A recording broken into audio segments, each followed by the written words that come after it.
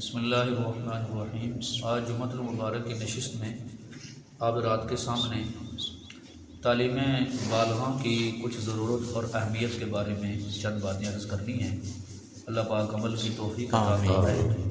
تعلیم بالغاں کا مطلب یہ ہوتا ہے کہ جو حضرات بڑے عمر کے ہیں ان کو دین کی ضروری تعلیم سکھائی جائے، کیونکہ آپ نے دیکھا ہے کہ تقریباً ہر مسجد میں اور مدرسے میں، بلکہ اب تو گھروں کے اندر بھی، محلوں کے اندر بھی بچوں کی تعلیم کا الحمدللہ انتظام بہت وسیع پیمانے پر ہو گیا ہے۔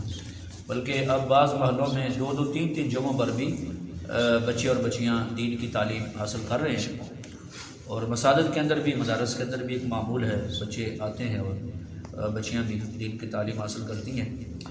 لیکن جن لوگوں نے بچپن میں دین کی ضروری تعلیم حاصل نہیں کی، قرآن پاک نہیں پڑھا اور بقایا دین کی ضروری چیزوں کو حاصل نہیں کیا، یا بعض لوگ وہ ہوتے ہیں جنہوں نے بچپن میں قرآن پاک پڑھا یا نماز یاد کی، نماز جنازہ، لیکن بڑے ہو کر وہ بھول گئے، تو ان کے لیے تعلیم کا بندوبست کرنا تو یہ بھی بہت ضروری ہے۔ اور الحمدللہ ابھی اس زمانے کے اندر بہت ساری مساجد کے اندر الحمدللہ یہ نظام شروع ہو چکا ہے، اور اللہ کے فضل و کرم سے ہماری مسجد کے اندر بھی کافی عرصے سے یہ نظام جاری ہے۔ لیکن اس کے باوجود لوگوں کی توجہ اس طرف نہیں ہے۔ بہت کم لوگ ہیں کہ جن کے دلوں کے اندر تعلیم بالغاں کی اہمیت ہے۔ تو سب سے پہلی بات تو یہ ہے کہ دیکھیں اللہ پاک نے ہمیں کیوں پیدا کیا، بولیں اپنی عبادت کے لیے۔ تو یہ تو پکی بات ہے کہ کوئی بھی آپ کسی مسلمان سے بھی پوچھیں نا، جاہل سے جاہل بھی ہو، کہ اللہ تعالیٰ نے ہمیں کیوں پیدا کیا، تو وہ کیا کہے گا؟ اپنی عبادت کے لیے۔ اتنے باتوں پر کی ہے۔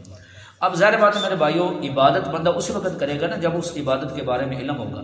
مثال کے طور پر نماز، ہر بندے کو پتہ ہے کہ بھئی دن رات میں اللہ تعالیٰ نے ہمارے اوپر 5 نمازیں فرض کی ہیں۔ تو اب میرے بھائیوں سب سے پہلی بات یہ ہے کہ نماز وہی بندہ پڑھے گا نا جس کو نماز کے الفاظ آتے ہوں گے، پہلی بات۔ اچھا پھر پتہ ہوگا بھئی نماز کیسے پڑھنی ہے، رکوع سجدہ کیا، پھر نماز کی رکعتیں کتنی ہیں، ٹھیک ہے، تو ایسے اس کو ان چیزوں کا علم ہوگا تو نماز پڑھے گا نا۔ پھر نماز کے الفاظ کا آنا صرف کافی نہیں ہے، اس کے الفاظ بھی صحیح ہونے چاہیے، ٹھیک ہے، ورنہ بجائے ثواب کے الٹا کیا ہو جاتا ہے، گناہ ہو جاتا ہے، ٹھیک ہے جی۔ ایسی دیگر آپ عبادات لے لیں، جتنی بھی عبادات ہیں، تو ان کے بارے میں علم ہوگا تو ظاہر بات ہے بندہ وہ عبادت کر سکے گا۔ تو اسے معلوم ہوا کہ علم جو ہے نا، دین کا ضروری علم حاصل کرنا، یہ بہت زیادہ یعنی کہ اس کی ضرورت ہے کہ بندہ اس کو حاصل کرے، ورنہ انسان اپنی زندگی کا مقصد پورا نہیں کر سکتا۔ مطلب یہ ہوا کہ علم دین کا کیوں حاصل کرنا ہے، تاکہ بندہ اپنی زندگی کا مقصد پورا کر سکے، زندگی کا مقصد پورا کر سکے۔ تو اب اس سے بڑی اور اہمیت کیا ہوگی؟ بس ایک بات بندہ یہ ذہن میں رکھ لیں تو تعلیم بالغاں کی اہمیت بندے کو سمجھ آ جاتی ہے، ٹھیک ہے بھائیو۔ اسی وجہ سے دیکھو نا، آپ صلی اللہ علیہ وسلم نے خود علم کی فضیلتیں بیان فرمائی، اس لیے تاکہ امت کو ترغیب ہو، ان کے دلوں میں شوق پیدا ہو۔ اچھا ایک تو نبی علیہ السلام نے اپنی زبان مبارک سے بیان فرمائی نا، ایک اپنے عمل سے۔ آپ صلی اللہ علیہ وسلم مسجد نبی میں تشریف لائے، ایک دفعہ کا واقعہ ہے، تو دیکھا کہ 2 جماعتیں بیٹھی ہوئی ہیں۔ ایک جماعت اس میں اللہ کا ذکر ہو رہا ہے، اللہ پاک کا ذکر کیا جا رہا ہے، ٹھیک ہے، اللہ اللہ ہو رہی ہے، اور دوسری طرف ایک جماعت وہ بیٹھی ہوئی ہے جو آپس میں دینی مسائل کا مذاکرہ کر رہے ہیں، ٹھیک ہے، دین کا علم، دین کی باتیں ہیں جی، تو آپس میں نا وہ علم کی آپس میں باتیں ہو رہی ہیں، علم کا مذاکرہ ہو رہا ہے۔ تو آپ صلی اللہ علیہ وسلم نے جب دونوں جماعتوں کو دیکھا تو نبی کریم صلی اللہ علیہ وسلم نے ارشاد فرمایا یہ دونوں خیر پر ہیں، جو ذکر کر رہی ہے اللہ کا یہ بھی خیر پر ہے، جو یہ دین کا علم حاصل کر رہے ہیں یہ بھی خیر پر ہے۔ پھر آپ صلی اللہ علیہ وسلم اس جماعت میں بیٹھے کہ جو دین کا علم حاصل کر رہے ہیں، جو دین کا علم حاصل، اس میں نبی علیہ السلام بیٹھ کے حضور پاک نے فرمایا اللہ پاک نے مجھے بھی معلم بنا کے بھیجا، استاد بنا کے بھیجا، سکھانے والا بنا کے بھیجا، ٹھیک ہے۔ تو آپ صلی اللہ علیہ وسلم نے دیکھو نا اپنے عمل سے بتایا کہ علم کی کتنی بڑی اہمیت ہے، علم کی کتنی بڑی اہمیت ہے میرے بھائی، کتنی بڑی اہمیت ہے۔ لیکن آج دیکھو نا ہم لوگوں کو کہتے بھی ہیں، بار بار آواز لگاتے ہیں، لیکن اس کے باوجود آپ صبح کی نماز میں آپ دیکھ لیں کتنے لوگ ہوتے ہیں جو سبق پڑھتے ہیں اور سبق سناتے ہیں۔ مطلب ہے کہ اہمیت نہیں حیثیت کی۔ اس وجہ سے میں نے عرض کیا کہ ہمیں اللہ کرے کہ ہمارے دلوں میں دین کے علم کی اہمیت پیدا ہو جائے، اور خاص طور پہ دیکھیں نا بڑی عمر میں ان چیزوں کی بار بار دہرائی ہونی ضروری ہے تاکہ یاد رہے، یہ چیزیں بھولیں نا، ٹھیک ہے نا، ان کی مشق ہوتی رہے، بار بار ان کی مشق ہوتی رہے۔ اور ایسے ہی دیکھیں رسول کریم صلی اللہ علیہ وسلم کے صحابی سیدنا ابو ہریرہ رضی اللہ تعالیٰ، انہوں نے ایک دفعہ بازار میں جا کر کہا لوگوں تم یہاں کاروبار میں مشغول ہو، ادھر مسجد میں نبی پاک صلی اللہ علیہ وسلم کی وراثت تقسیم ہو رہی ہے، تو لوگ بھاگتے ہوئے آئے مسجد میں، نہیں جی، تو دیکھا کہ وہاں پر تو ایسے ہی بس مختلف جگہوں پر مسجد میں ہلکے لگے ہوئے لوگ آپس میں دین کا جو نا وہ مسائل کا آپس میں مذاکرہ ہو رہا ہے، دین کا علم حاصل کیا جا رہا ہے، پڑھایا جا رہا ہے۔ تو لوگوں نے کہا ابو ہریرہ رضی اللہ عنہ کو یہاں تو کوئی وراثت نہیں تقسیم ہو رہی، تو کہا اللہ کے بندو یہ تو نبی پاک صلی اللہ علیہ وسلم کی وراثت ہے۔ کیا مطلب سمجھانا یہ چاہتا ہوں، یہ جو آپ فضائل سنتے ہیں نا کہ طالب علم کے پاؤں میں فرشتے پر بچھا دیتے ہیں، اگر وہ فوت ہو جائے علم حاصل کرتے کرتے شہادت کی موت مرتا ہے، اس کے لیے اللہ کی ہر مخلوق جو نا رحمت کی دعا کرتی ہے، بخشش کی دعا کرتی ہے، ٹھیک ہے۔ تو میرے بھائیو یہ نسبت ہمیں حاصل ہو سکتی ہے، یہ ضروری نہیں کہ جو مدرسوں میں پڑھنے والے بچے ہیں انہیں کو یہ نسبت حاصل ہوتی ہے، نہیں۔ جو بڑی عمر کے حضرات ہیں، نوجوان ہیں، بزرگ ہیں، بوڑھے ہیں، سفید ریش ہیں، اگر وہ بھی روزانہ تھوڑا ٹائم نکال کے دین کا ایک دو مسئلہ سیکھ لیں، ایک دو آیتیں سیکھ لیں، تو ان کو بھی وہ تمام فضیلتیں حاصل ہو سکتی ہیں کہ جو دین کے طالب علموں کے لیے بیان کی گئی ہیں۔ سبحان اللہ۔ اور وہ بھی نبی پاک صلی اللہ علیہ وسلم کی وراثت کو حاصل کرنے والے بن جائیں۔ ٹھیک ہے بھائی؟ ہاں آگے پنجابی میں کہتے ہیں نا جنا گڑ پال ہو نہیں بیٹھا، آگے جتنا شوق ہو تو میرے بھائیو اتنا ہی پھر اللہ پاک اسے ترقی عطا فرماتے ہیں۔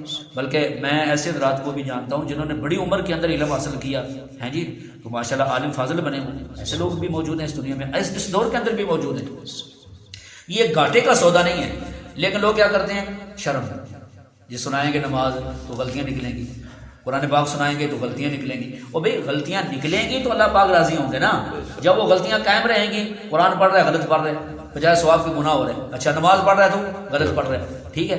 بلکہ باقاعدہ حدیث میں موجود ہے کہ جو بندہ اٹک کے پڑھتا ہے نا، بڑی عمر ہونے کی وجہ سے، زبان پکی ہو جانے کی وجہ سے، اللہ پاک اسے دوہرا اجر عطا فرماتے ہیں۔ سبحان اللہ ہے جی، اللہ تعالیٰ اسے دوہرا اجر عطا فرماتے ہیں۔ یقین کریں ایک ساتھی جو بڑے عرصے سے نماز پڑھ رہا تھا اور بہت ماشاءاللہ اس کا وہ نمازی تھا، اس نے ایک دفعہ اقامت پڑھی تو اس کے ایسی غلطی جو بعد میں علیحدہ کر کے میں نے اسے یہ کہا کہ آپ کی یہ غلطی ہے، تو کہنے لگا مجھے غلطی آج تک کسی نے بتائی نہیں، مطلب اقامت کے اندر اس کی غلطی ہے اور بڑی سنگین قسم کی غلطی ہے۔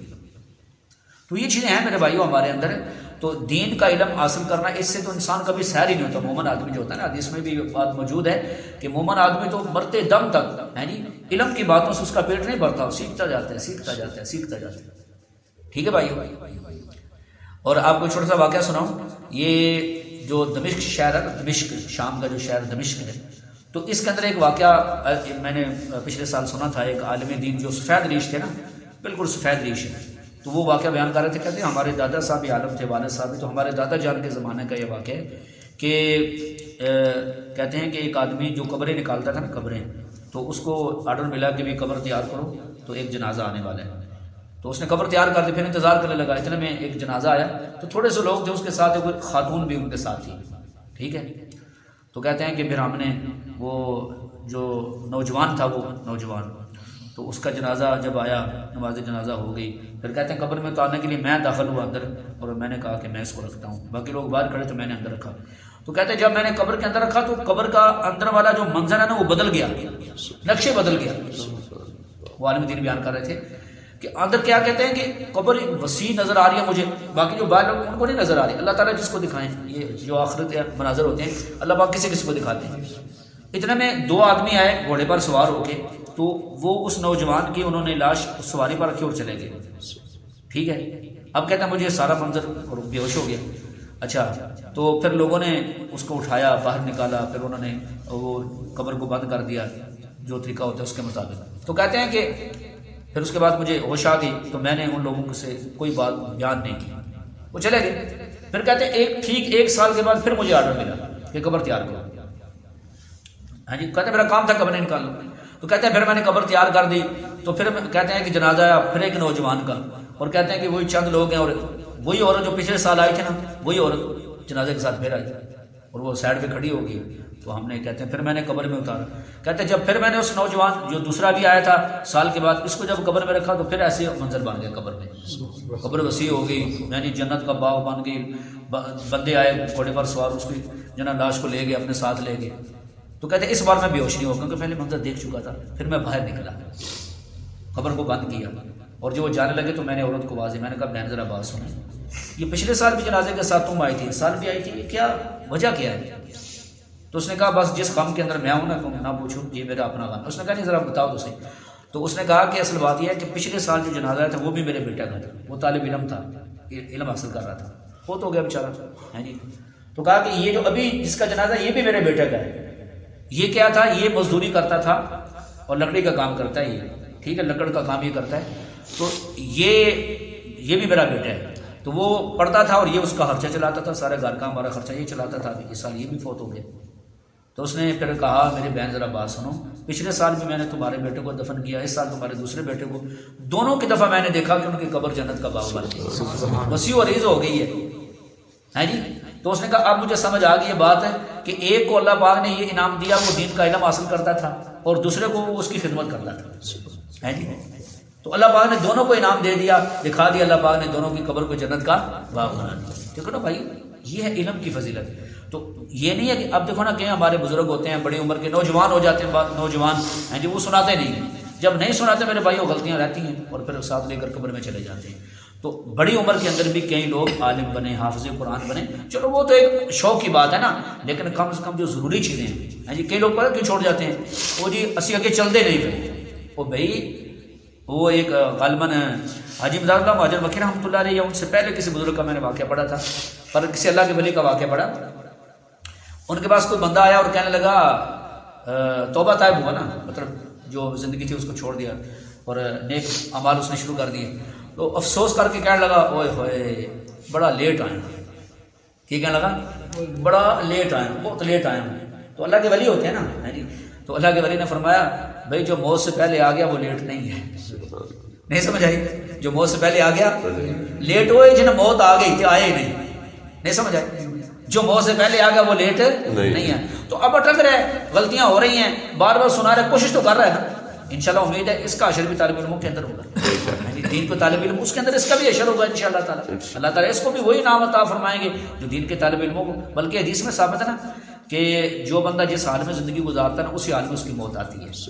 ٹھیک ہے، جس حال میں اس کی موت آتی ہے اسی حال میں قیامت اٹھایا جائے گا. چلو ایک وقت تو آتا تھا نا، تو مطلب علم حاصل کرنے کے لیے، یا ایک دوسرے وقت آتا تھا درس قرآن سننے کے لیے آ رہا تھا نا، بار بار آ رہا تھا ہیں جی. تو اگر اسی حال میں اس کی موت آ گئی انشاءاللہ تعالیٰ دین کے طالب علم میں اٹھایا جائے گا. سمجھ آ گئی بھائیو؟ تو میں نے ساری فضیلتیں نہیں آپ کے سامنے، صرف یہ تعلیم بالغاں کی اہمیت ہے میرے بھائیو.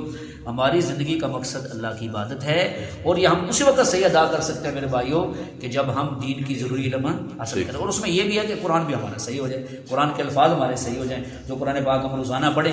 تو بندہ علم حاصل کرتے کرتے مر جائے میرے بھائیو، تو یہ بڑے نفع والا سوال ہے. اللہ تعالیٰ ہمیں عمل کی توفیق عطا فرمائے.